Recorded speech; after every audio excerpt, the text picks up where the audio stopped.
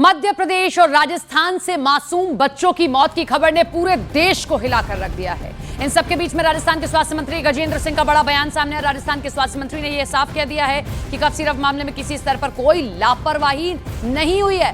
बाकायदा press conference कर उन्होंने दावा किया कि किसी की जान कफ सिरप से नहीं गई है। आगे बढ़ते उन्होंने ये कह दिया कि दवाओं में कोई जानलेवा तत्व नहीं पाया गया।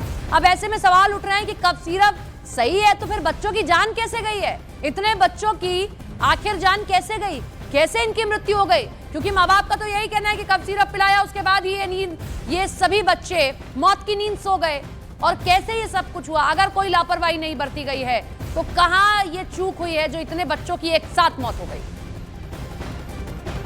जो हमने ये दवाई जो है जिसके बारे में कह रहे हैं कि भाई इस दवाई की वजह से हुई है, हमने निष्पक्ष होकर इसकी पूरी जांच की। हमारे ड्रग कंट्रोलर ने और RMSCL जो दवाई खरीदती है, ये दोनों ने मिलकर इसकी 2 जांचें करी है। इसके अंदर कोई ऐसी पदार्थ नहीं पाई गई जो जानलेवा हो सकती है। ये दोनों हुई थी। इसके अलावा जब भी कोई दवाई की मैन्युफैक्चरिंग होती है, तो जब मैन्युफैक्चरिंग होती है वो दवाई की, तो सबसे पहले तो उनको वहां से मैन्युफैक्चरिंग कंपनी खुद टेस्ट करती है। उसके बाद जब हमारे स्टोर में आती है तो हम उसकी दोबारा जांच करते हैं। दवाइयों की जो जांच 4 बारी हो चुकी है। एक बारी मैन्युफैक्चरिंग स्टेज पे, दूसरी बारी जब हमने जो टेस्ट करी है, और इसके अलावा जब ये हादसा होने के बाद जो 2 बारी जो हमारे लैब ने किया है, तो ये कल हमें मालूम पड़ गया था कि ये दवाइयों की वजह से डेथ नहीं हुई है। स्वास्थ्य मंत्री गजेंद्र सिंह का कहना है कि ड्रग कंट्रोलर राजा राम शर्मा को सस्पेंड करने का कफ सिरप मामले से कोई संबंध नहीं है। राजस्थान में कफ सिरप पीने से अब तक 4 बच्चों की जान जा चुकी है। 35 बच्चे बीमार चल रहे हैं।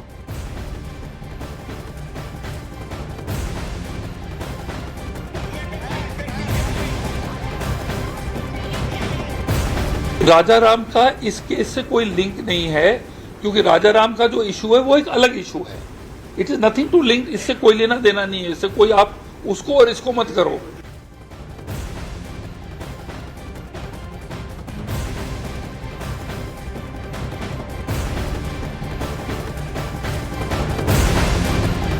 इधर राजस्थान ड्रग कंट्रोल की नकली दवा की बदली परिभाषा भी सवालों के घेरे में है। पहले किसी भी दवा में जितना रसायन दर्शाए गए हैं, उनमें से एक भी रसायन नहीं मिलता तो वो दवा नकली मानी जाती है, जिसे बाद में बदला दिया गया। और अब अगर दवा में एक रसायन को छोड़कर बाकी रसायन अनुपात में है तो निर्माता इस बात को स्वीकार करता है कि वो दवा असली मानी जाएगी। तो देखिए, अब बहुत सारी चीजें ना एक दूसरे से मेल नहीं खा रही हैं। पहला तो अगर सस्पेंड किया गया तो फिर किस मामले में सस्पेंड कर दिया गया? अगर इस मामले में सस्पेंड नहीं हुआ है तो कौन सा मामला है, जरा वो भी क्लियर किया जाए। और इतने बच्चों की जान अगर कफ सिरप पीने से गई है, कफ सिरप पिया उसके बाद वो लोग मौत की नींद सो गए, तो इस पर भी जवाब दिया जाए ना। और अचानक से ये मापदंड क्यों बदल दिया गया कि पहले अगर कोई भी अनुपात बराबर नहीं होगा जो लिखा गया है तो वो नकली मान ली जाएगी, लेकिन आज ये बदल दिया गया? आखिर क्यों? इधर मध्य प्रदेश छिंदवाड़ा में कफ सिरप से एक और बच्चे की जान चली गई है। छिंदवाड़ा में कफ सिरप से अब तक 10 बच्चों की मौत हो चुकी है। छिंदवाड़ा की योगिता ठाकरे नागपुर के अस्पताल में 1 हफ्ते से इलाज चल रहा था। अब किडनी फेल होने से मौत हो गई है इस बच्ची की। ये बड़ी खबर आप देख रहे हैं। सिस्टम में किसने जहर घोला है, ये एक बड़ा सवाल है। बच्चे ठीक होने के लिए कफ सिरप पी रहे थे, लेकिन उन्हें नहीं पता था कि वो मौत की नींद सोने जा रहे हैं इसको पीने के बाद। छिंदवाड़ा के 10 बच्चे अपनी जान गंवा चुके हैं। कई बच्चे अस्पताल में जिंदगी और मौत की जंग लड़ रहे हैं। लेकिन जब छिंदवाड़ा के SGM से इस बारे में सवाल पूछा गया तो वो पहले तो सवालों से भागते नजर आए, लेकिन न्यूज़ 18 इंडिया की टीम ने जब से उनसे इस बारे में और सवाल किए, उनसे उनकी जिम्मेदारी को लेकर सवाल किया, तो वो पल्ला झाड़ते नजर आए हैं। मैं आपसे सिर्फ ये जानना चाह रहा हूँ कि जो पोस्टमार्टम क्यों नहीं कराएंगे? क्योंकि उसमें पेरेंट की कंसेंट लगती है।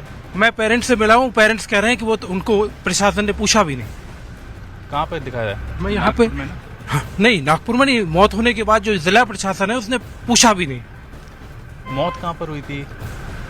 मौत नागपुर में हुई है, लेकिन आपको जो सस्पिशन जो लगातार एक के बाद एक मौतें हो रही थी, और एक जिम्मेदार SDM होने के नाते आप पूरे मामले को आप देख रहे थे, तो आपके मन में आया, प्रशासन के मन में आया कि इनका पोस्टमार्टम करा लिया जाए?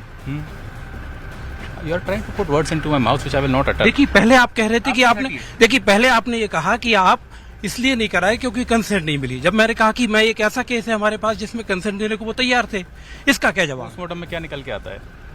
व्हाट इज पोस्टमार्टम, आप बताइए ना। आप बताइए, मैं मुझे कुछ नहीं आता, आप बताइए। आता है। आप इस तरह से, मतलब एक तो मैं काम करने के लिए जा रहा हूँ, आप मुझे जबरदस्ती घेर रहे हैं, ये कोई तरीका होता है? आप मेरे बीच गाड़ी में खड़े हुए हैं। नहीं, बीच गाड़ी में बिल्कुल नहीं खड़ा हूँ मैं आपसे। क्लियर करिए, मुझे फील्ड पर जाना है, समझे? तो बस पोस्टमार्टम के लिए हमको आपको ये बात जाननी, बस क्या कि पोस्टमार्टम क्यों नहीं कराए गए? क्योंकि पोस्टमार्टम में किडनी का आता है, जो बायोप्सी कराई थी 3 किडनी की, उसमें किडनी का डैमेज आया ही हुआ है। पोस्टमार्टम में अलग से क्या निकल के आएगा? टॉक्सिन्स के लिए अलग से सैंपल भेजे ही हुए हैं।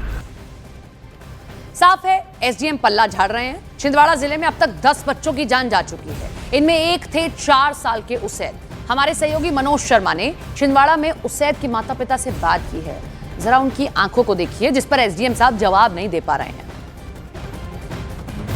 केंद्र सरकार की एडवाइजरी को पढ़िए और इस कोल्ड ड्रिप की जो प्रिस्क्रिप्शन में देखिए, दिन में 4 बार कितने ml पिलाने को कहा था डॉक्टर ने? 4 ml दिन में 4 बार कोल्ड ड्रिप 4 साल के बच्चे को। सच्चाई ये है। जाहिर तौर पे जब आप बच्चे को दिखाने गए और जब आपके बच्चे को आपने मतलब 13 से आप बता रहे हैं कि कम से कम 25 दिन तक वो हुआ, बीमार रहा, उसको सर्दी खांसी जुकाम हुआ, क्या मतलब नागपुर जाके फिर क्या स्थिति बनी, क्या बोला डॉक्टर ने? नागपुर में हमने ब्लड टेस्ट वगैरह करवाया तो डॉक्टर ने बोला ये इसकी किडनी वर्क नहीं कर रही है, इसके डायलिसिस कराना पड़ेगा अपने। तो डॉक्टर नागपुर के डॉक्टर ने आपको बताया कि इसकी वजह क्या है, किडनी वर्क क्यों नहीं कर रही है? नागपुर के डॉक्टरों ने नहीं बता पाया, वजह नहीं बता पाया कि किस वजह से हुआ है ये। अच्छा, जब ये घटना हो गई आपके बच्चे के, मतलब जाहिर तौर पे बड़ी दुख की बात है, लेकिन जब आप घर पे शव लेके आए बच्चे के पोस्टमार्टम के लिए, किसी भी प्रशासन के आदमी ने आपसे कहा? जी नहीं, बिल्कुल नहीं कहा। आप मतलब आपके लिए मतलब जाहिर तौर पे बहुत ही भावुक क्षण है।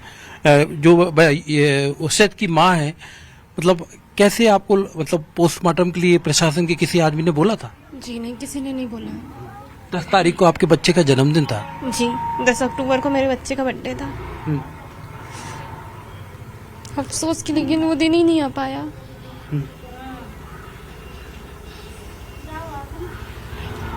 सरकार अब पाबंदी लगा रही है कोल्ड ड्रिप पे। जब 9 बच्चे खत्म हो चुके हैं और आधे से ज्यादा तो सीरियस हैं, लेकिन इतने लोगों की मौत हो चुकी है, उसका क्या? वही तो मैं सरकार से पूछना चाहती हूँ कि उसका क्या? जो बच्चे हमारे जा चुके, मासूम बच्चे, छोटे छोटे, इतनी तकलीफ में, इतने दिन हम उसको वहाँ नागपुर में लेकर रहे हैं। हम जानते कि हमने कैसे उसको लेकर रहे हैं। वेंटिलेशन पे देखा हमने उसे, कोमा में भी जा चुका था।